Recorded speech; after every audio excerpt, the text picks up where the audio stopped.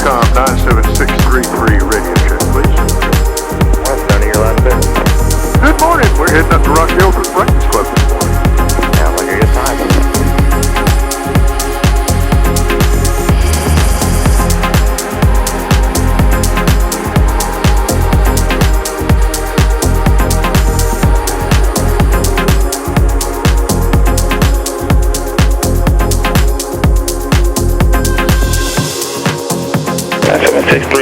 Radar contact just northwest of Hamilton Airport, clear direct to Rock Hill, climb and maintain 5,000.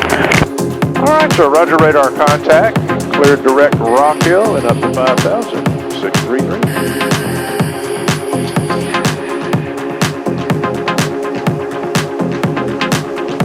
And Columbia from 633, it looks like the bases are about 2,700 feet. And 633, copy all, thank you.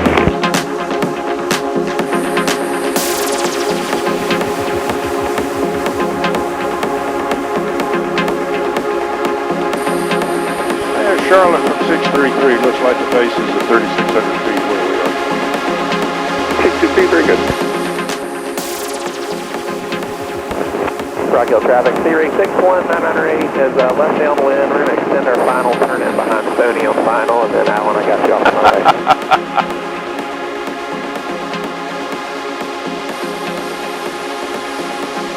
And Rock Hill traffic 97633. 1.5 mile final, runway 02 at Rock Hill.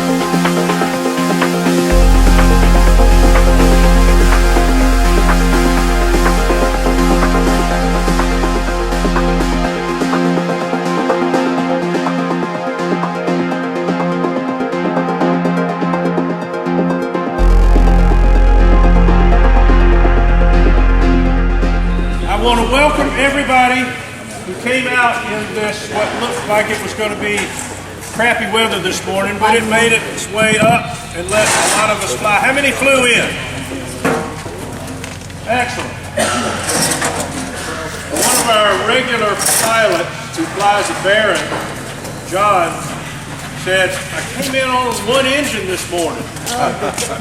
And I said, what happened to the other? He said, I came in a Cirrus instead of a Baron. And he survived. Do you like the single engine, John? John? You like single engine, or you rather have two? Two's better. Two's better.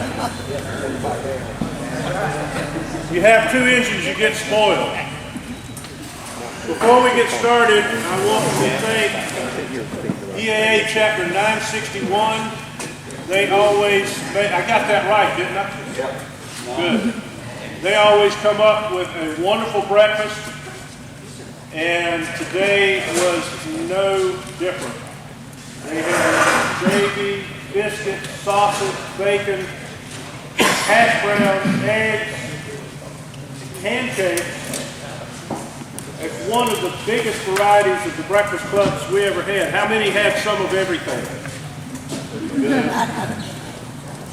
Very good. Well, let's give the EAA Chapter 961 a big hand for the job they did.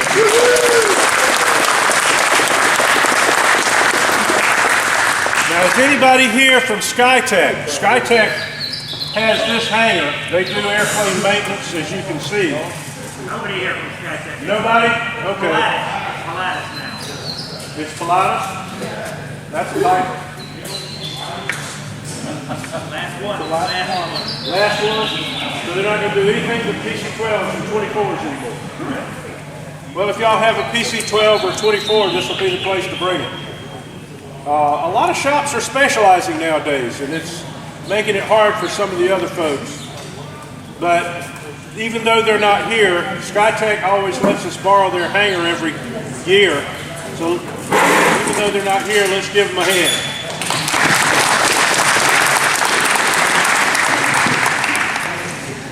Now, how many people are here today who have never been to a breakfast club? This is their first one. Do we have any first timers here? Where are you from?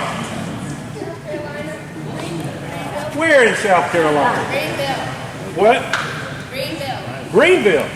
Did you fly in? Yep. What'd you fly? Sears. A what? Sears. Oh, Cirrus. Oh, did John come with you? Oh, okay. How did you talk him into getting into a single engine airplane?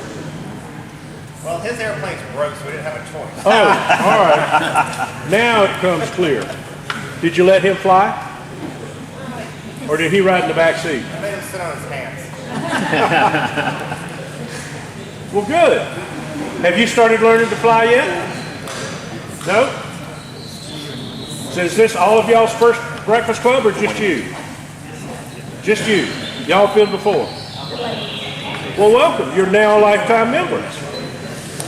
Just, I don't know if y'all know the story, but the organization started in 1938. Thomas Summers was looking for a reason to spend some time with his daughter before church, and they'd get in his air coupe, they'd go to a different airport every other Sunday or so, and then before long, some of his friends found out what he was doing, and they'd call him up on Saturday night and said, Tom, where are you going tomorrow? We'll meet you. So it started from those humble beginnings. We went through evolutions of where we could go. Because back in the late 30s, early 40s, we had a little bit more flexibility. Lamar wanted to have a breakfast club in their town, but didn't have an airport, but that didn't stop them. They cordoned off both ends of Railroad Avenue downtown and used that for a runway. People landed downtown, parked on Main Street, and went into the restaurant on Main Street to have breakfast. And one of our favorite pictures from that adventure was a V-tail Bonanza at the gas station on Main Street getting gas to leave to come out. We've got a picture of that on the website. And Beaufort County sponsored a breakfast club on the beach at Hunting Island. One year we had 25 airplanes down there on the beach. They brought tables and chairs and food. But we're a little bit restricted now to just airports. So the closest we can come to some of those places out in the rural grass fields. We still have 3 grass strips on our schedule: Broxton Bridge and Palmetto Air and Triple Tree.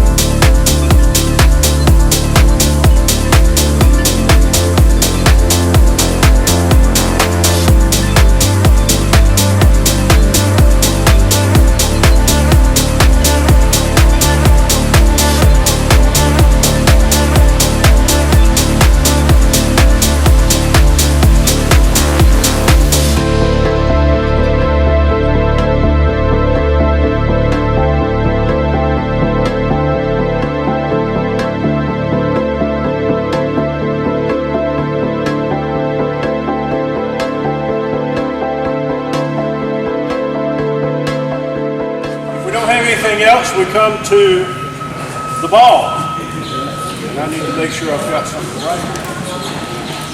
The ball was instituted by Mr. Summers as a reward or dig, however you want to call it, for the pilot that made the worst landing when they attended the Breakfast Club. And what they would have to do is sign the ball, take it home with them, and then bring it back to the next Breakfast Club. But as the story goes, between 1938 and 1946, they lost so many balls because the pilots who signed it would never come back that the president started holding on to it. Over the years, recently, we have changed the criteria for people signing the ball to people who have made good landings. We started targeting the tail wheel guys to catch them because they were notoriously making questionable landings or precarious landings, and then they got so good we started getting people who brought unusual airplanes or old airplanes to the Breakfast Club. And we've had an interesting variety of that. We've also used it as a way to celebrate youngsters or pilots making goals in aviation that they were working at, certificates or ratings. And at other occasions, we've had people sign the ball that we recognize for coming years and years, and we want to get their signature before they stop coming. And today, since he stayed, we haven't seen him in a long time, I'm going to get Ben Zimmer to sign the ball because we love him so much. Ben, how long have you been coming to the Breakfast Club, Ben? That long, huh? Yeah, that long. That long. Not many years. I think you might be one of the oldest, if not the oldest, members still coming to the Breakfast Club. Really? Charles Davis I used got a to. couple months on him. Yeah, he was there before I was. As far as coming or as far as coming. age? Okay. Both Talk we about both the the oldest. same age. Oh, you're both the same Pretty age? much, yeah. A couple of months different. I'm gonna get you both the same. That'll teach you to open your mouth. So, in honor of Ben and what is your name? Les Scanner. Les. In honor of Ben and Les being the 2 current oldest members, I don't know, how old are you, Pick? He's so old he can't hear me. How old are you, Pick? 82. Oh, you're still a youngster. These 2 are 88. He's got you beat, 97. What? Okay. All right. This is a triple. Are you a pilot? You are? 1946. 46. Well, I'm going to get you to sign the ball as being our current oldest member. Oh boy, I gotta come down here and check it in. Right there. Okay, That's a silver pen, so sign it on that black square, black triangle. okay. And Pentagram. And you're 96? 97. 97 years old. Are you still flying? No? Long time ago. I see. Not too long. Okay, that's Right here. 97. Bob, it's Bob Vitale. Bob Vitale. Bob Vitale.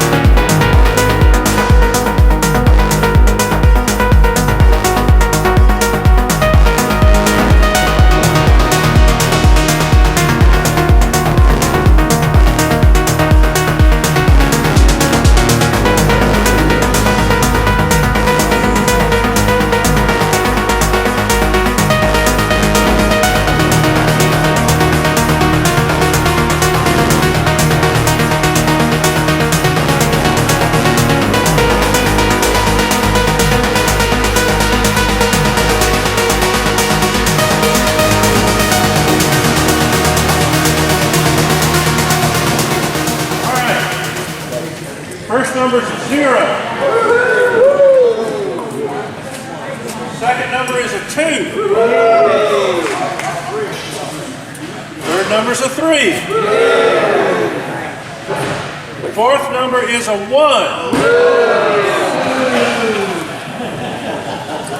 Fifth number is a 9. How many are still in? Last number's a 4. Who's got 194? I see somebody walking. Very good, sir. There you are. You're welcome. Thank you. All right. Next Breakfast Club, 2 weeks, June 14th at Greenwood. Just right by the big lake. You can't miss it. Any questions? Well, then fly safe and drive safe on your way home. And thank you so very much for coming. Thank Chapter 961 for fixing breakfast for us.